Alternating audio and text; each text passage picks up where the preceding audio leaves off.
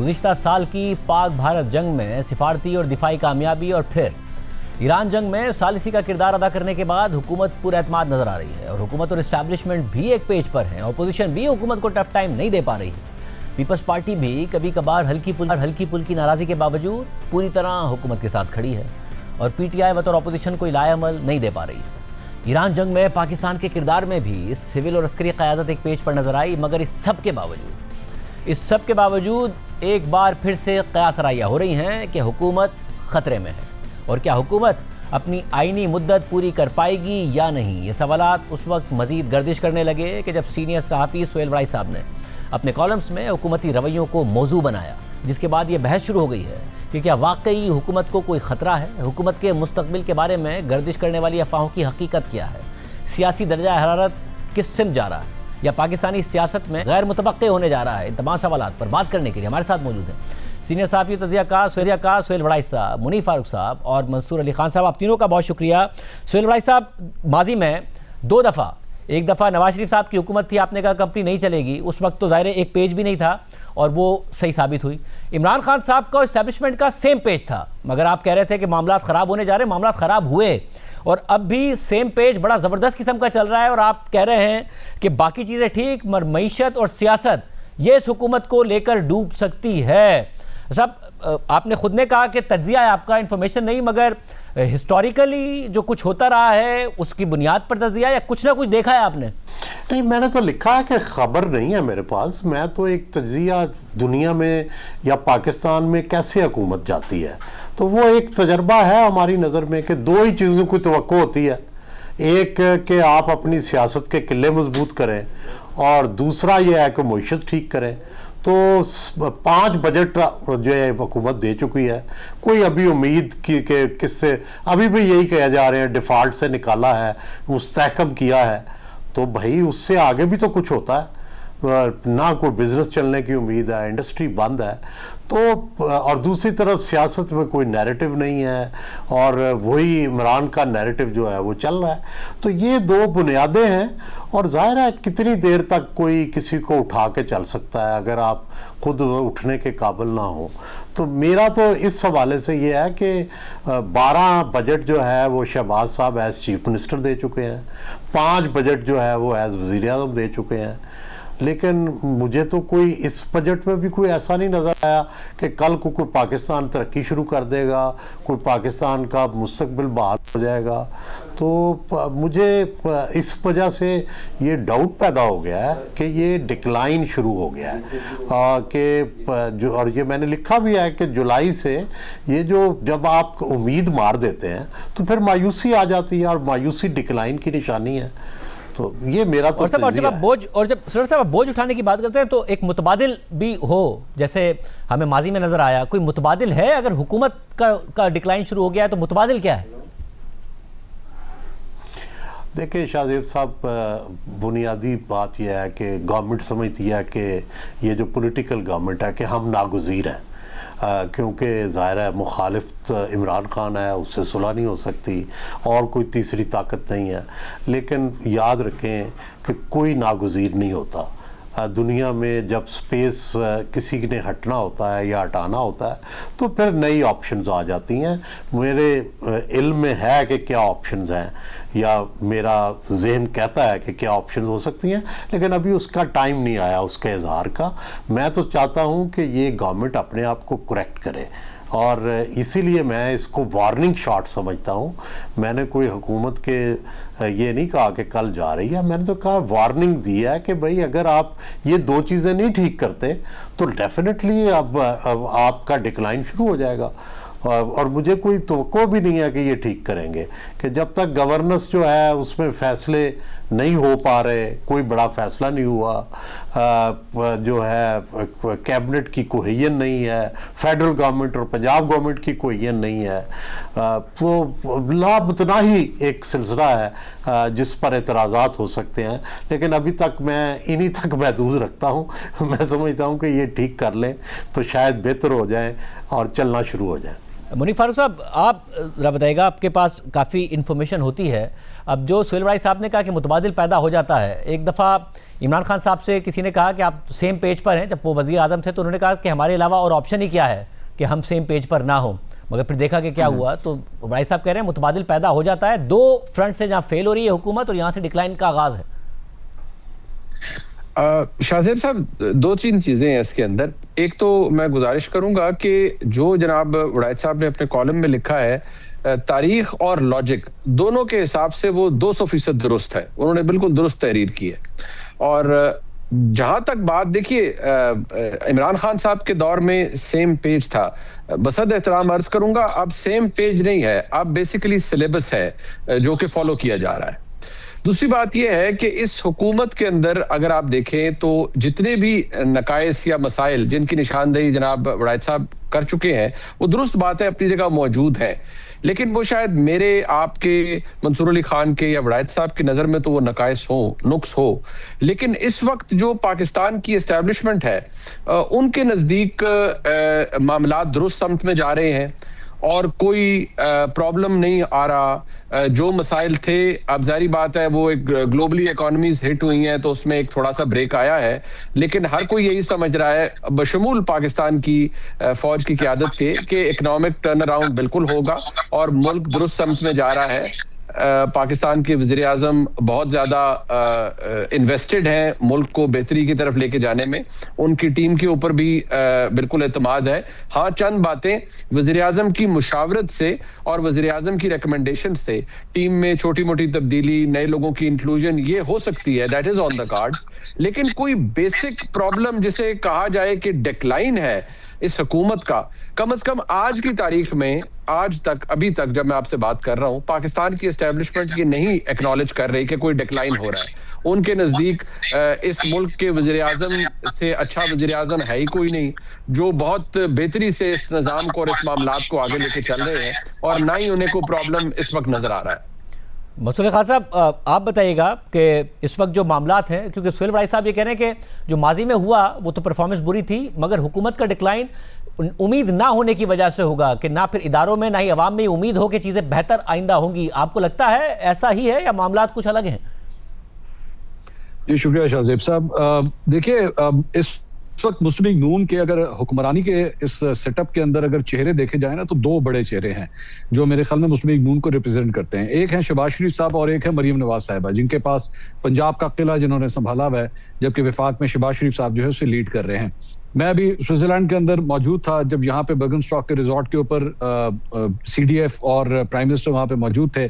मुझे तो वहाँ पे किसी किस्म की कोई दरार फिलहाल नजर नहीं आई, लेकिन मैं फिलहाल का लफ्ज इस्तेमाल इसलिए करूंगा क्योंकि जाहिर बात है ये पाकिस्तान है, इसके फ्यूचर के बारे में प्रेडिक्ट करना बहुत मुश्किल है। हाँ, ये हकीकत है कि मुल्की मामलात के हवाले से आमतौर पर, रिवायती तौर पर, जिस तरह सुहेल साहब कह रहे थे, मईशत हो जाए, गवर्नेंस हो जाए, इन इशूज की वजह से हो सकता है कि कल को इख्तलाफ हो। लेकिन यहाँ पे सिस्टम इस किस्म का है कि अगर कोई इशू हुआ, अगर किसी शख्सियत के बारे में कोई प्रॉब्लम आई और वो कन्वे कर दिया गया, तो मैं नहीं समझता कि शहबाज शरीफ साहब किसी बात पे रेजिस्ट करेंगे या वो कहेंगे कि नहीं, ये जो आप शख्स कह रहे हैं, ये फलां मिनिस्टर की बात कर रहे हैं या फलां मिनिस्ट्री की बात कर रहे हैं, ऐसा नहीं होगा, ये वाला हमारा बंदा चेंज नहीं होगा। ऐसी तो कोई रेजिस्टेंस नजर ही नहीं आएगी, ना आई है और ना नजर आएगी। तो इसलिए यहाँ तो क्लैश की सूरत नजर नहीं आती। दूसरी बात ये, अब आ जाइए मरियम नवाज साहिबा के हवाले से। मैं ये खबर नहीं दे रहा, मैं सुहेल साहब से ये सीखते हुए, उनके शागिर्द होते हैं कि नाते सीखते हुए मैं ये कहूंगा एनालिसिस की बुनियाद पे, हाँ वहां पे कुछ फ्रिक्शन पॉइंट्स हैं, वहां पे कुछ दो चार चीजें ऐसी हैं जो नापसंद हैं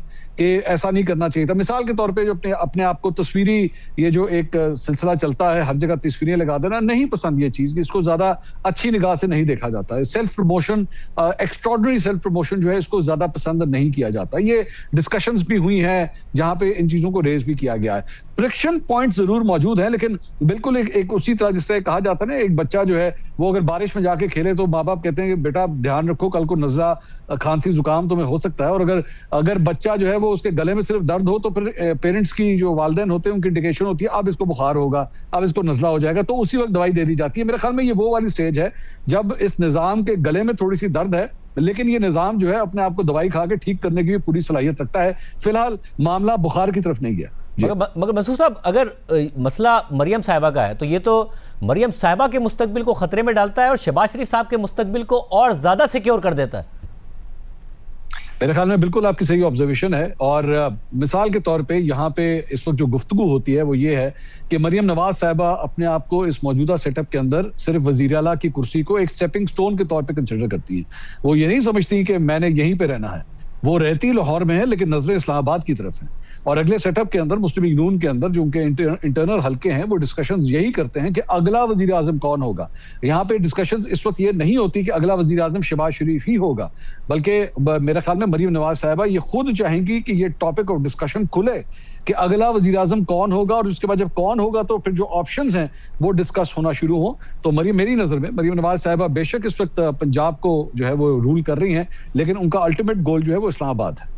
सुलेमान साहब, इस वक्त शहबाज शरीफ साहब के साथ मामला ठीक हो, मरियम नवाज साहिबा के साथ फ्रिक्शन हो, ये ज़्यादा कंफर्टेबल करेंगे शहबाज शरीफ साहब को, या कहीं ना कहीं वहां पर भी फ्रिक्शन पैदा हो जाएगी?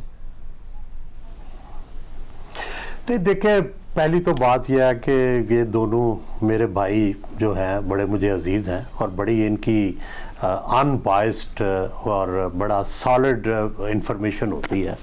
मेरे पास तो इंफॉर्मेशन कोई नहीं है, मेरा तो तज्जिया है। तो मैं तो ये कहता हूँ कि 5 साल तो उनकी गवर्नमेंट को मुसलसल हो गए। पहले पीडीएम के वज़ीर आज़म थे, अब वो 2.5 साल से 5 बजट दे चुके हैं। तो उन्होंने कितने साल हुकूमत करनी है? क्या उन्होंने 10 साल हुकूमत करनी है, 8 साल करनी है, 7 साल करनी है? क्या यानी उनका प्लान है? और क्या इसी तरह करते जाना है? तो उससे तो कोई उम्मीद पैदा नहीं होगी। मेरा पहला क्वेश्चन ये है। तो जितनी देर तक गवर्नेंस के अंदर और हुकूमत के अंदर अब तब्दीली नहीं आती, मेरा ख्याल है कि कोई उम्मीद पैदा नहीं होगी। मेरा तो इसमें बुनियादी सवाल ये है कि ना पॉलिटिक्स तो वो कर ही नहीं रहे। प्राइम मिनिस्टर ने आज तक कोई सियासी जलसे से खिताब नहीं किया, कोई उन्होंने सियासी मीटिंग नहीं कही, कोई उन्होंने जो है वो आज तक सियासी बात नहीं की। ठीक है। और इसी तरह आप पंजाब के अंदर देख लें कि सवाए काम करने के, जो ज़ाहिर है बड़ी अच्छी स्कीमें आई हैं मरियम साहिबा की, लेकिन पॉलिटिक्स कोई नहीं, ना नून की पॉलिटिक्स है, ना नून की कभी एक मीटिंग भी हुई है। तो भाई आप सियासत की बुनियाद पे तो वज़ीर आला हैं या वज़ीर आज़म हैं, तो उस सियासत को आपने छोड़ ही दिया। तो मेरे तो ये बुनियादी सवालात हैं कि जब आप सियासत भी नहीं कर रहे, आप मईशत में भी बेहतरी नहीं ला रहे, तो फिर आप कर क्या रहे हैं? फिर सवाल तो ये है ना कि फिर आप किसी की नज़र करम पर हैं कि भाई बड़े अच्छे तलक़ात हैं, बड़े जनाब आप गुड बॉय हैं, हर चीज़। तो ये क्या इसी तरह ही चल सकता है हमेशा? कभी भी नहीं चलता। ज़फ़रुल्लाह जमाली, मोहम्मद ख़ान जुनेजो, सारी मिसालें हमारे सामने मौजूद हैं कि तमाम तर वो ताबेदारी करते थे। लेकिन जब आप कोई ग्राउंड पे आपकी कोई पोजीशन ही ना हो, तो कितनी देर तक आपको कोई उठा के चलेगा? तो ये दूसरी बात यह है कि क्या जो मौजूदा रजीम है, क्या इसने कुछ अपनी परफॉर्मेंस भी दिखानी है या नहीं? फील्ड मार्शल साहब ने तो कर दिया, जंग भी जीत ली, ये भी ईरान वाला भी मामला हल कर दिया। तो पाकिस्तान के अंदर क्या होगा? ये सवाल तो उठेगा ना, कि नहीं उठेगा? कि भाई पाकिस्तान के अंदर आप 5 साल से हुक्मरान हैं, अभी आप स्टेबलाइज ही कर रहे हैं, अभी आप डिफ़ॉल्ट ही दूर कर रहे हैं, अभी आप गवर्नेंस के बुनियादी इश्यूज ही तय कर रहे हैं, सारे आपने PSO जो हैं वो फेडरल मिनिस्टर बनाए हुए हैं। तो ये इस तरह नहीं चल सकता जितनी देर तक मेजर गवर्नेंस चेंज नहीं आती। मैं समझता हूँ कि मैं तो कहता हूँ इनके मुंह में घी शक्कर, ये हुकूमत हमेशा रहे, ताब्द रहे। शहबाज साहब मेरे तो बड़े मेहरबान हैं, मुझे बड़े पसंद हैं ज़ाती तौर पर, तो मुझे उनसे कोई ज़ाती इख्तलाफ नहीं है। लेकिन याद रखें ये मामला इस तरह चल नहीं सकता जब आप जवाब में कोई डिलीवर ना कर रहे हो। और मुनीर फारूक साहब, ज़रा वफाक की जो हुकूमती कारकर्दगी है उस स्टेबिलिटी के अलावा तो ज़ाहिर सवाल उठता है कि जिस ग्रोथ के दावे किए थे, रिफॉर्म्स के दावे किए थे, वो उस तरीके से नहीं हुए हैं। मगर पंजाब में जो हिकमत अमली है उस पर भी सवाल उठा रहे हैं सुहेल वड़ाइच साहब। अगर मरियम नवाज साहिबा की हुकूमत की हिकमत अमली ये है कि पहले हम डिलीवर करें, अच्छी स्कीम्स लेकर आएँ और उसी से हमारा पॉलिटिकल रिवाइवल होगा, उसी से हमें बयानिया मिलेगा, वो कह रहे हैं नहीं, सियासत साथ करनी पड़ेगी, सियासत नहीं की जा रही है जिसकी वजह से कोई रिवाइवल नहीं हो रहा है। देखिए, ये बात तो दुरुस्त है कि अगर देखा जाए तो कोई सियासत नहीं हो रही, सियासत जमूद का शिकार है ओवरऑल हमारे मुल्क के अंदर अगर इस वक्त देखा जाए, क्योंकि निजाम में इतनी सख्ती और बरमी है कि सियासत के लिए स्पेस ही नहीं है। दूसरी बात यह है कि शाहजेब साहब, आपको नोट करना, आप भी आई एम श्योर करते होंगे कि PMLN के पास जो एक सेलिंग कमोडिटी है, जो वाहिद सेलिंग कमोडिटी है, वो मरियम नवाज शरीफ ही है, और शायद उसी पर ही उनको ये इस बात का अंदेशा है या इस बात की उम्मीद है कि शायद PMLN वहां वापस जा सके जहां एक जमाने में हुआ करती थी। PMLN ने बहुत ज्यादा कैपिटल, पॉलिटिकल कैपिटल लूज किया है, और वाहिद जो सेविंग ग्रेस है वो यही है कि नवाज शरीफ की साहबजादी पंजाब की वज़ीर आला है, शायद ये आगे जाकर चीजों को बदल ले। लेकिन एक बात मैं आपको जरूर बताऊं कि ये निजाम जिसकी नजरें बहुत दूर तक है, और जब मैं निजाम कहता हूं तो मैं कुछ लिमिटेशंस भी हैं, लिहाजा उस पर मैं बहुत खुल के बात नहीं कर सकूंगा, लेकिन इसकी नजरें बहुत बहुत दूर तक है। सो लिहाजा ये मामला जिस तरफ जा रहा है, ये इंडिकेट बेसिकली ये कर रहा है कि शायद किसी की ख्वाहिश हो कि शहबाज शरीफ साहब अभी और कंटिन्यू करें, यानी इस टर्म के बाद भी रहें। शायद ये भी सोचा जा रहा हो कि मरियम नवाज शरीफ साहबा इस स्टिंट के बाद एक दफा फिर पंजाब की वज़ीर आला रहें, और आगे क्या होता है वो तो बात की बात है, हम उसे प्रेडिक्ट नहीं कर सकते, लेकिन मैं सोच की बात कर। दूसरी बात जो अभी मेरे भाई मंसूर अली खान साहब ने कही पंजाब के हवाले से, उसमें मैं थोड़ी सी एक चीज ऐड कर दूं कि एक खास लेवल पर तो ये गुफ्तगू हो सकती है और हो रही होगी और होती होगी, लेकिन जो डिसीजन मेकिंग ग्रुप है वहां तक ये बात नहीं जाती, और वहां पर कोई अभी ऐसे आईब्रोज रेज नहीं हो रही कि भाई ये क्या हो रहा है। बल्कि अगर मैं आपको ये कहूं कि अभी रिसेंटली एक इशू आया था बहुत बड़ा, जो सवाल भी उठाया गया, आपने भी उससे रेज किया, वो पंजाब के अंदर एक जहाज खरीदा गया जो कि खतीर रकम से खरीदा गया। उसके हवाले से जो अगर मैं ये कहूं कि जो सपोर्ट थी वो डायरेक्टली इस्लामाबाद और पिंडी से आ रही थी कि भाई ये नॉन इशू है, इसको इशू क्यों बनाया जा रहा है, ये कोई इतना मसला नहीं है, ये कोई वज़ीर आला के घर में पार्क नहीं हो रहा जहाज, ये एक हुकूमत का जहाज है, and for all times to come ये वज़ीर आला और हुकूमत इस्तेमाल करते रहेंगे, जो भी आता रहेगा, तो इसको इशू क्यों बनाया जा रहा है। So that basically tells the point कि रादर इट सब्सटैंशिएट्स कि माजी में जब ऐसा होता था तो शाहजेब साहब हम सारे ही इसी जगह धक्के खाते रहे हैं कि जब होता था कोई भी सॉफ्ट बैली हुकूमत की मिलती थी तो फौरी तौर पे कहा जाता था कि हुकूमत को यहाँ हिट करें, इनका बाजू मरोड़ें, इन पर तनकीद करें। इस वक्त तक ऐसा कुछ नहीं हो रहा, इवन पंजाब के हवाले से मैं आपको ये कह रहा हूं। हाँ, आगे क्या होगा वो बात की बात है, और मैं अभी भी आपको ये कहूंगा कि नकायस मसाइल बेशुमार है, लेकिन अगर कोई इस मूड में ही नहीं है कि भाई इस हुकूमत की छुट्टी करानी है, या ये अनपॉपुलर है, या ये बहुत निकम्मे हैं, इनके काबिल कुछ नहीं है किसी के, और इनको फारिग किया जाए, क्योंकि ये काम हमने इमरान खान साहब के दौर में देख लिया था। मैं जाती तौर पर आपको अर्ज कर रहा हूं कि उस वक्त इमरान खान साहब की हुकूमत को 1 साल ही हुआ था, तो अहम मनसब पे बैठे हुए लोगों ने कहा कि भाई ये बहुत नालायक है, आप इन पर खुलकर तनकीद कीजिए, हमारे ऊपर don't let the dirt come to us, exact word इस्तेमाल किए जाते थे। और मैं ये भी आपको बताऊं कि शुरू में 2018 में ये कहा जाता था कि आपने इलेक्शन के हवाले से बात तक नहीं करनी कि वो धांधली ज़दा थे या उनमें क्या हुआ, लेकिन 1 साल के अंदर ये सब कुछ हो गया था। आज ऐसा कुछ नहीं है। और मसूद साहब, जो सियासत पर फोकस ना होना है, इसकी वजह यही जो कि हमने हिस्टोरिकली भी देखा है कि जब आप सेम पेज पर होते हैं, हाइब्रिड रिजीम होता है, तो आपको लगता है सब कुछ आपके लिए मैनेज हो जाएगा। ऑपोजिशन की पॉलिटिक्स नज़र नहीं आ रही होती है, या उन्हें वो स्पेस नहीं मिल रहा होता है जो कि अभी तक तहरीक इंसाफ को नहीं मिल रहा है, और इसलिए आपको पॉलिटिक्स करने की ज़रूरत नहीं महसूस हो रही होती है।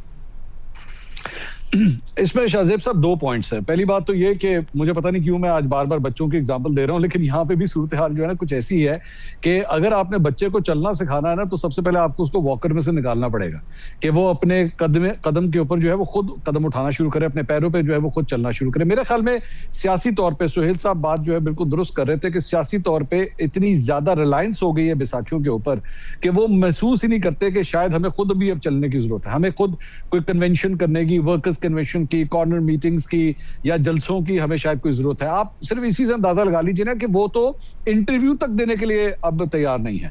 मरियम नवाज साहिबा जो है, जब से वजीर आला पंजाब बनी उन्होंने आज तक कभी कोई टीवी इंटरव्यू नहीं दिया। वजीर आजम शहबाज शरीफ साहब जब से वजीर आजम बने उन्होंने आज तक कभी कोई इंटरव्यू नहीं दिया। इंटरव्यू देना बेसिकली, बतौर हम चारों जर्नलिस्ट यहाँ पे मौजूद हैं, आप बेसिकली अवाम के साथ उनके अवाम के ज़हनों में जो सवाल होते हैं आप उसके जवाब देते हैं, आप उन जवाबों को अवॉइड कर रहे हैं। और सियासतदान जो होते होता है वो तो आज के दौर में अगर इंटरव्यूज में ना बैठे, और इसकी सबसे बड़ी एग्जांपल मेरे ख्याल में सीखने की जरूरत है कि ये जो पिछले 3 महीने के अंदर हमने 28 फरवरी से लेकर अब तक ईरान अमेरिका के हवाले से जो कुछ देखा, रात को 8-9 बजे के बाद डोनाल्ड ट्रंप के इंटरव्यूज का एक सिलसिला शुरू होता था, और अभी वो एक इंटरव्यू देता था, 2 घंटे के बाद फिर कहीं और बात करते थे, 1.5 घंटे के बाद फिर कहीं और से बयान आता था। आप मीडिया के इस्तेमाल की बात देखिए जरा। लेकिन यहाँ पे सूरत हाल ये है कि ना वजीर आजम और ना पंजाब की वजीर आला दोनों इसमें इंटरेस्टेड नहीं है, क्योंकि दोनों समझते हैं कि निजाम ऑटोमेटिकली चल रहा है, हमें जरूरत नहीं है। दूसरी बात ये, आप मेरे ख्याल में मुनीफ साहब की मैं बात से भी एग्री करूंगा कि जहां पे डिसीजन मेकिंग अथॉरिटीज हैं वहां पे अभी तक मरियम नवाज साहिबा के हवाले से कोई ऐसी बात डिसाइड नहीं की गई। लेकिन यह भी हकीकत है कि पाकिस्तान की सियासत आप उठा के देखें, फाइलें बनती रहती हैं, फाइलें इस्तेमाल कब होनी है, फाइलें खुलनी कब है, ये वक्त तय करता है। इमरान खान साहब के हवाले से भी आप अलकादिर यूनिवर्सिटी का मामला, ये नहीं था कि इमरान खान साहब ने जब वजारत उज़्मा छोड़ी तब जाके पता लगा कि ये तो अलकादिर यूनिवर्सिटी भी है। अलकादिर यूनिवर्सिटी का मामला पहले से चल रहा था, बहरिया टाउन के साथ जो इंटरेक्शन था पहले से चल रहा था, हीरो के हार की, अंगूठियों की, घड़ियों की, सब चीजें पहले से मौजूद थी।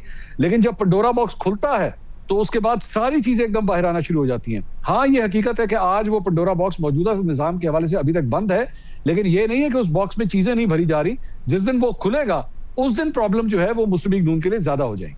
और सैयद साहब, मीडिया के हवाले से आपने भी बड़ा तफसील से लिखा है, इंटरव्यूज़ ना देना, प्रेस कॉन्फ्रेंसेस ना करना, सहाफ़ियों के सवाल ना लेना, अपना बयानिया ना सामने रखना, ये बार बार हमें नज़र आ रहा है कि कोई ऐसा लगता है कि फ़िक्र नहीं है। इश्तिहारात ज़रूर हैं, अपनी तस्वीर ज़रूर रिलीज़ कर दी जाती है, मगर उस तरीके से मीडिया को इंगेज करना वो हमें सूरत हाल नहीं नज़र आती। मगर बड़ा साहब, एक जो पहला साइन होता है वीकनेस का, वो हमें इमरान खान साहब के दौर में भी नज़र आया। वो ये था कि जिनके इंटरव्यूज़ पर पाबंदी हुआ करती थी वो पाबंदियां ख़त्म होना, ऑपोजिशन को स्पेस मिलना, मीडिया पर शुरू हो जाना, ये पहला साइन हमें नज़र आया था। मगर इस वक्त तो नज़र आता है कि तहरीक इंसाफ के लिए तो सख्तियाँ बहुत ज़्यादा हैं अभी भी। इन सख्तियों के बावजूद रास्ता निकल सकता है इस हुकूमत की कमज़ोरियों का, और जिसमें तहरीक इंसाफ को स्पेस ना मिले मगर यह हुकूमत भी कमज़ोर हो जाए। देखिए जी, पहली तो बात यह है कि कोई दुनिया का ऐसा अदारा नहीं जिसमें दो राय ना पाई जाती हों।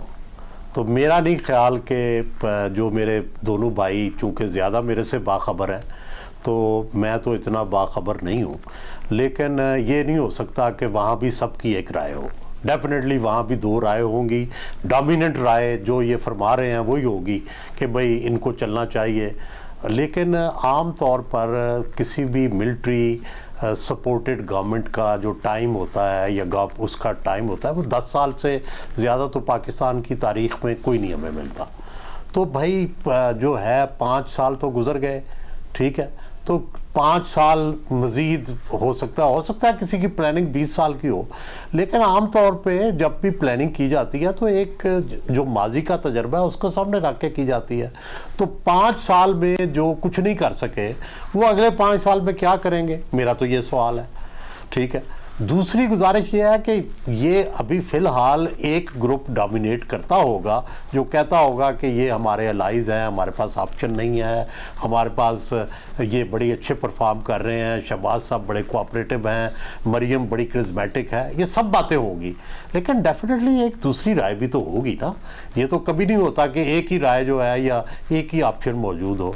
तो मैं दूसरी ऑप्शन की बात कर रहा हूँ कि दूसरी ऑप्शन पैदा हो जाती है जब आप ये दो चीज़ें ना करें, जब आप मईशत और सियासत ना करें, तो फिर दूसरी ऑप्शन आहिस्ता आहिस्ता मजबूत होना शुरू हो जाती है। मैं तो सिर्फ इस बात की निशानदेही कर रहा हूँ, मैं तो ना खबर का दावा कर रहा हूँ, मैं तो ये कह रहा हूँ कि ये दो चीज़ें नहीं हैं, ये दो चीज़ें ठीक कर लें तो शायद इनकी उम्र बढ़ जाए। अगर दो चीज़ें ठीक नहीं करते तो ये डिक्लाइन की तरफ जा रहे हैं, अगर यहाँ मौजूद भी हैं तो अल्टीमेटली डिक्लाइन की तरफ जाएंगे। और भाई साहब, आपके तज्जिया क्योंकि आप दे रहे, तो मैं ये जानना चाहूँगा दूसरा ऑप्शन ज़रा हिस्टोरिकली तो हमने ये देखा ना, अगर मुशर्रफ साहब का डिक्लाइन हुआ तो नवाज शरीफ साहब का, बेनज़ीर भुट्टो साहिबा का हमें राइज नज़र आया। फिर 2013 में अगर पीपल्स पार्टी का फॉल हुआ, डिक्लाइन हुआ, तो जीते नवाज शरीफ साहब। फिर नवाज शरीफ साहब का डिक्लाइन हुआ तो हमें नज़र आया कि इमरान खान साहब को लाया गया। फिर इमरान खान साहब का डिक्लाइन हुआ तो इस सेटअप को लाया गया। तो क्या इमरान खान साहब नहीं है, क्योंकि आप सियासत की बार बार बात करें, अगर इनकी सियासत नीचे जा चुकी है तो फिर कौन है अगर पीटीआई नहीं है?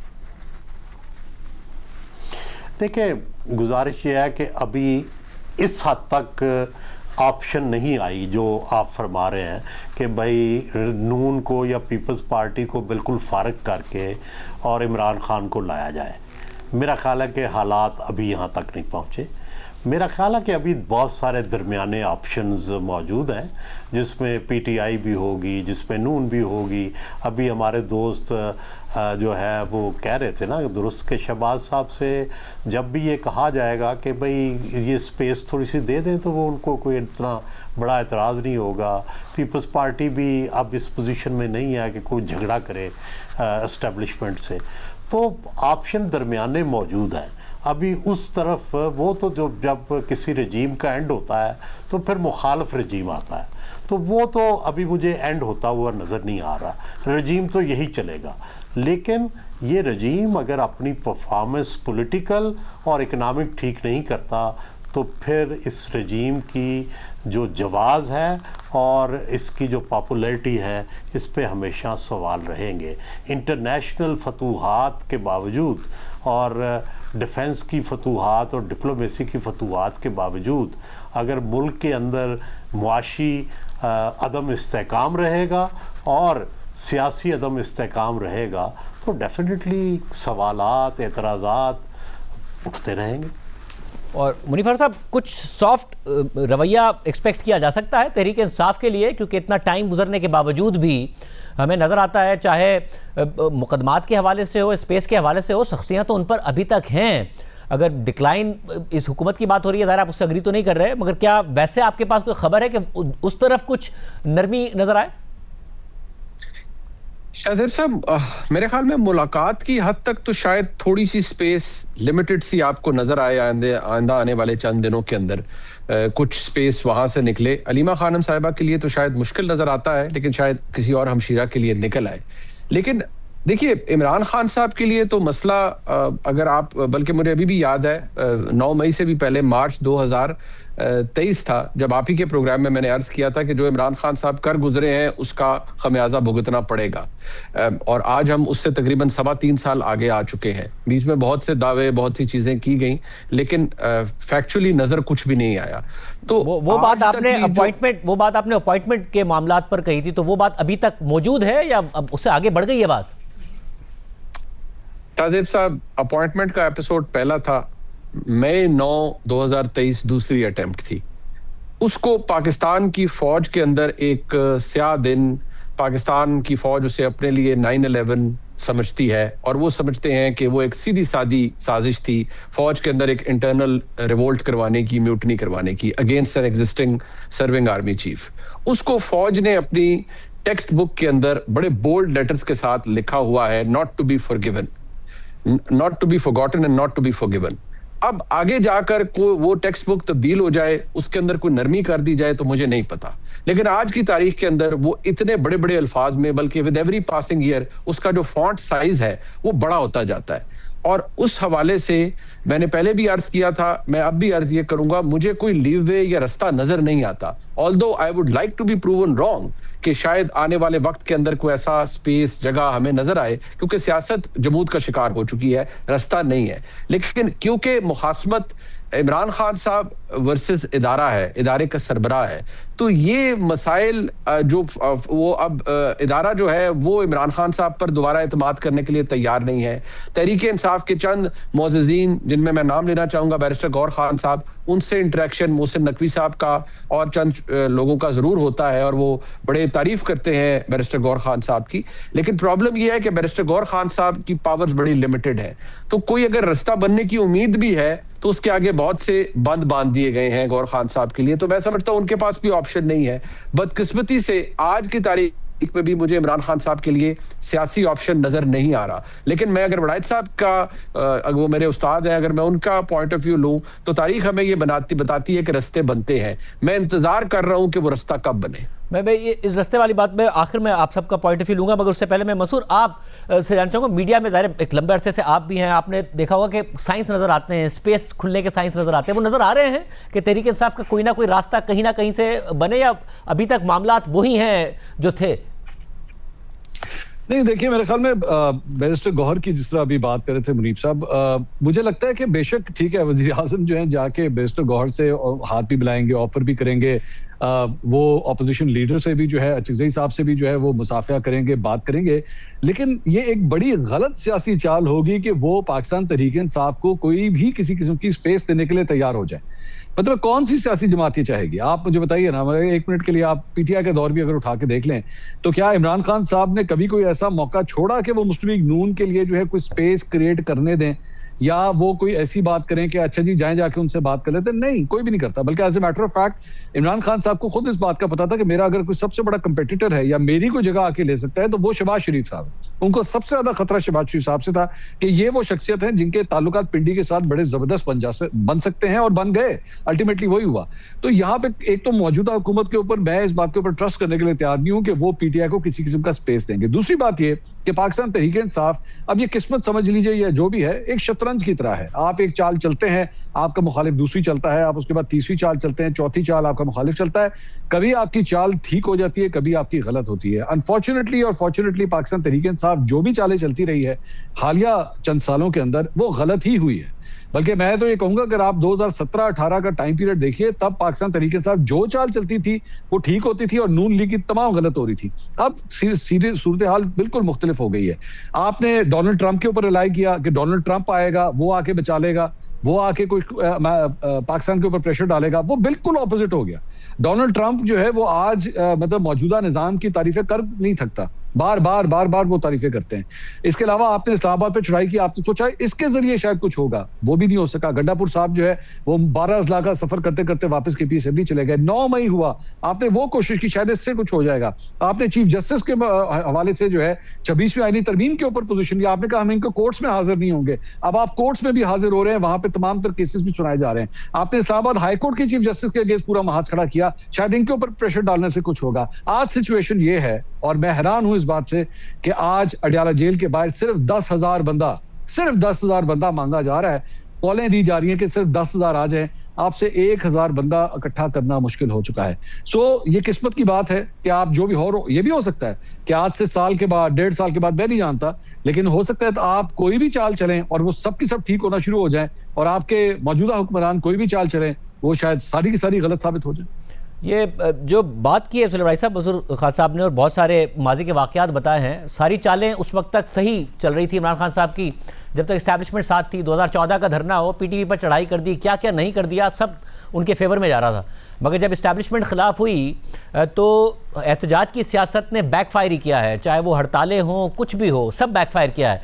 कुछ अलग करे इमरान खान साहब तो स्पेस बन सकती है, या उनके लिए स्पेस नहीं है जब तक ये इस वक्त सेटअप मौजूद है? देखिए, हमें ये देखना चाहिए कि माजी में क्या हुआ। देखिए, नवाज शरीफ साहब और बेनज़ीर भुट्टो दोनों एस्टेब्लिशमेंट से लड़ते रहे और सुलह करते रहे। आप देखें कि एक चीज़, वो दोनों वायलेंट नहीं हुए, नो वो मिलिटेंट्स की तरफ गए। वो दोनों ने अपने इख्तलाफात को एक सियासी हद तक रखा, और आप देखा कि दोनों वापस आ गए। बेनज़ीर भुट्टो 17 सीटें लेके भी वापस आ गई 2.5 साल के बाद, और नवाज़ शरीफ साहब लड़ के भी जो फ़ौज के सरबराह से दोबारा वापस आ गए। तो यहाँ गलती यही हुई कि ये वायलेंट हो गए। इन्होंने समझा कि मिलिटेंसी दिखा के हम ब्लैकमेल कर लेंगे, लेकिन स्टेट को आप इस तरह से लड़ के कभी नहीं जीत सकते। कोई मिलिटेंट ग्रुप, और पॉलिटिक्स तो है ही नॉन वायलेंट, तो बुनियादी तौर पर वो पॉलिटिक्स से हट गए। आप देखें कि अब जाकर पीटीआई ने पहली दफ़ा किसी और पार्टी, यानी महमूद अचकजई साहब को, और सेनेट में किसी और को बनाया, जबकि आप देखें कि भुट्टो साहब की फांसी के बाद एमआरडी फ़ौरन बन गई थी, इसी तरह एआरडी फ़ौरन बन गई थी। तो ये तो अभी तक मौलाना फजलुर रहमान से उस तरह का इत्तेहाद नहीं बना सके, अभी तक पीपल्स पार्टी को वो नहीं कर सके, कोई अपनी हमदर्दी जर्नलिस्टों में, वकला में, बाकी जो ह्यूमन राइट्स ग्रुप हैं उस पर पैदा नहीं कर सके, क्योंकि हर एक के ख़िलाफ़ है, हर एक के ख़िलाफ़ बयान देते हैं, हर एक के ख़िलाफ़ जो है वो बात करते हैं। दुनिया में सियासत जोड़ने का नाम है, सियासत तोड़ने का नाम नहीं है। तो पीटीआई ने समझा कि हम अकेले ही सिर्फ जो है वो जीत लेंगे, नहीं, सियासत जोड़ के और फिर लड़ने का नाम है। आप पहले लड़े और फिर आखिरकार अब यही सूरत हाल है जिस तरह ये कह रहे हैं। पहले इनके पास जो एजुटेशन पावर थी, स्ट्रीट पावर थी, वो ख़त्म हुई और सिर्फ जो थी वोट पावर रह गई। लेकिन याद रखें कि जब ऑर्गेनाइजेशन ना हो, पीटीआई हैज़ नो ऑर्गेनाइजेशन, और जब तक किसी पार्टी की ऑर्गेनाइजेशन ना हो आप बंदा इकट्ठे नहीं कर सकते, आप कोई शो नहीं कर सकते। तो बुनियादी जो चीज़ें करने वाली थी वो तो उन्होंने की नहीं। जिस तरह हुकूमत में थे तो कोई तैयारी नहीं की थी, चुनाचे हुकूमत नहीं चली। अपोजिशन में है तो उसकी भी कोई तैयारी नहीं है। पंजाब का कोई लीडर ही नहीं है इस वक्त। पंजाब के अंदर कॉल देते हैं, एक भी शहर में किसी में मुजाहरा भी नहीं होता।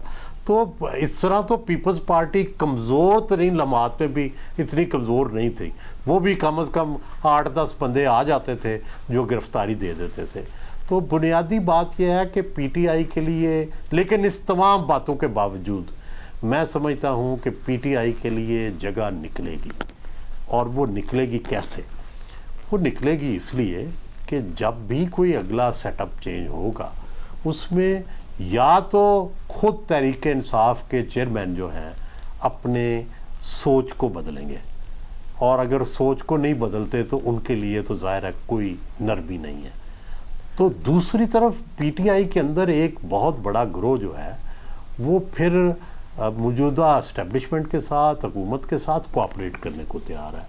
फिर अगला जो भी कोई सेटअप होगा उसमें पीटीआई भी किसी न किसी तरीके से, चाहे एक ग्रुप की शक्ल में, चाहे सारी की सारी, वो भी शामिल होगी। तो तब जाके एक इंटरनल स्टेबिलिटी का निज़ाम पैदा होगा। मुनीफर साहब, आपका फाइनल कमेंट चाहूँगा। आप ज़ाहिर 2 वाक़यात बताते हैं जो आपने पिछले जवाब में भी बताए, मगर वो अगर कुछ अपना कंडक्ट चेंज हो, ज़ाहिर नवाज शरीफ साहब ने भी किया। ऐसा नहीं है कि नवाज शरीफ साहब के बहुत ज़्यादा खिलाफ नहीं थे इंस्टीट्यूशनल लेवल पर, मगर मोहतरमा बेनज़ीर भुट्टो साहबा ने भी रास्ता निकाला, जैसे कि वड़ाई साहब बता रहे हैं। रास्ता निकाल सकते हैं खान साहब अगर अपनी जो पॉलिटिक्स है उसकी डायरेक्शन बदलें? साजिब साहब, I would like to believe कि एक 2 चीजें, एक ये कि खान साहब अपना रवैया या अपनी सियासत का रुख बदलें।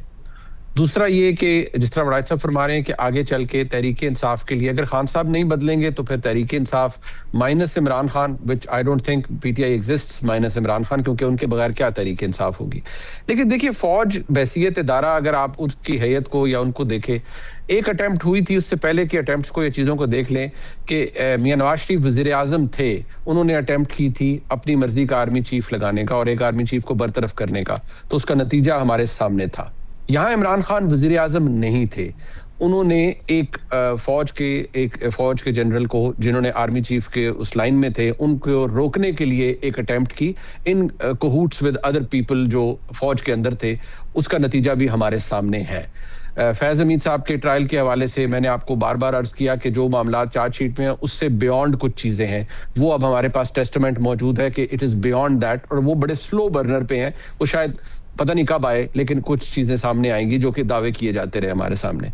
अब सवाल ये है कि अगर खान साहब अपनी रवैया बदलेंगे शायद उनके लिए स्पेस निकल आए, लेकिन जो मौजूदा क़यादत में इमरान खान साहब के ऊपर एक बदएतमादी की फिजा है वो आज तक इंटैक्ट है।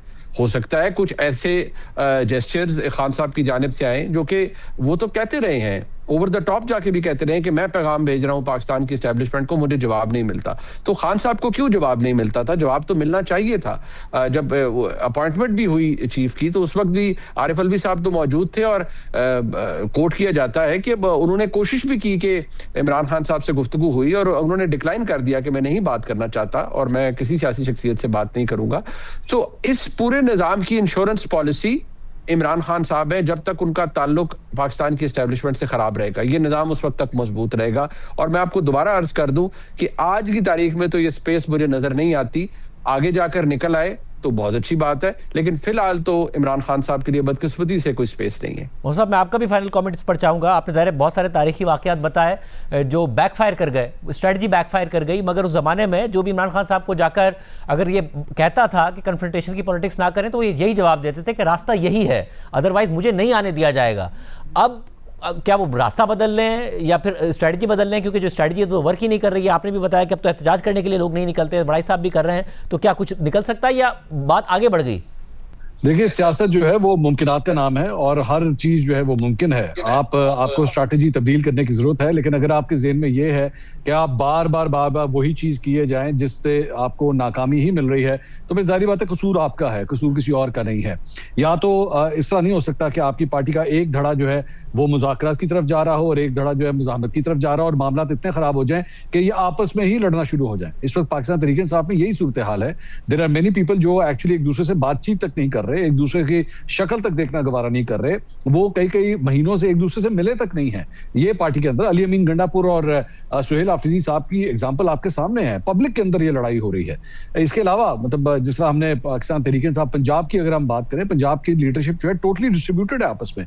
सो जब तक ये सूरत हाल चलेगी तब तक आपके लिए कोई उम्मीद नहीं। और दूसरी बात एक बात ज़हन में रखिएगा, मेरे ख्याल में इसके ऊपर बात बहुत कम होती है कि इमरान खान साहब के लिए भी एक टाइम लिमिट जो है वो टिक टिक कर रही है।